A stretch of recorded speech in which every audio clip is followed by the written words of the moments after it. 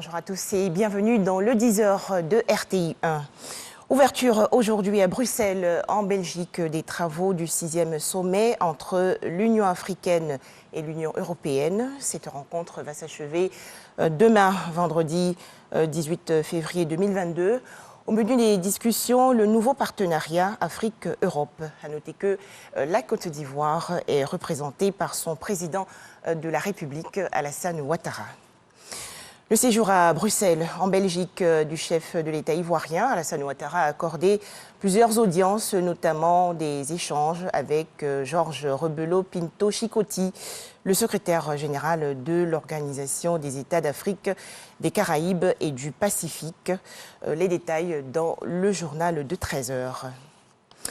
Agenda très chargé à Bruxelles, en Belgique, pour le président de la République de Côte d'Ivoire, Alassane Ouattara, a pris part à un déjeuner-débat avec les membres de la Chambre de commerce belgo-luxembourgeoise pour les États d'Afrique, des Caraïbes et du Pacifique. Le point dans ce reportage de Jérôme Kofi Abola. Les opérateurs économiques de la Belgique et du Luxembourg pour la revitalisation des relations économiques, culturelles et sociales avec la Côte d'Ivoire. Volonté exprimée à l'occasion d'un déjeuner-débat auquel le président de la République, Alassane Ouattara, a pris part ce mercredi à Bruxelles. Déjeuner-débat organisé par la Chambre de commerce belgo-luxembourgeoise. Pour le président de cette chambre, la Côte d'Ivoire, la Belgique et le Luxembourg doivent tout mettre en œuvre pour un partenariat gagnant-gagnant.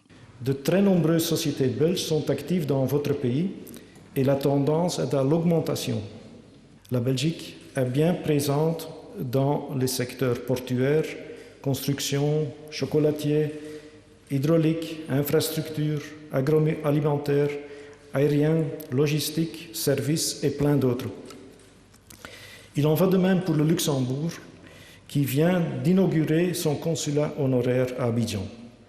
Nos deux pays sont d'ailleurs unis dans le cadre de la Chambre de commerce CBLACP, que je remercie pour la belle initiative d'aujourd'hui et pour son engagement en faveur des échanges belgo-ivoiriens.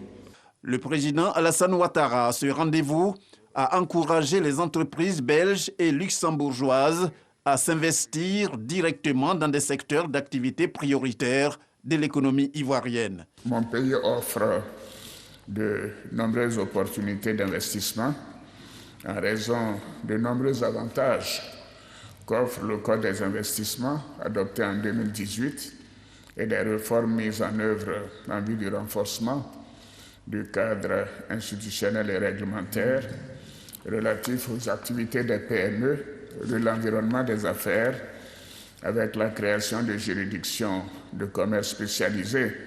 Ceux qui investissent en Côte d'Ivoire le savent que nous avons une justice indépendante, notamment dans le traitement des affaires, et que nous sommes confiants que cela procure beaucoup de sérénité aux investisseurs par rapport au passé. À noter que ce déjeuner-débat s'est tenu 24 heures avant l'ouverture du sommet Union européenne-Union africaine, prévu les 17 et 18 février 2022 dans la capitale belge. Des images à présent. La première dame de Côte d'Ivoire est également très active pendant ce séjour à Bruxelles, en Belgique. Dominique Ouattara a eu des entretiens avec la reine Mathilde de Belgique. Les deux personnalités ont parlé de la protection et des droits de l'enfant.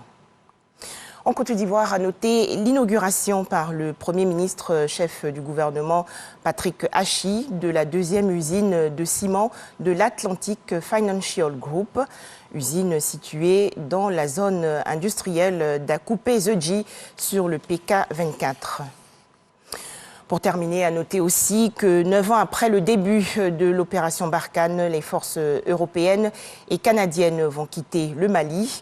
L'une des raisons, les tensions avec la junte au pouvoir. Voilà, merci de nous avoir suivis à 13h le journal.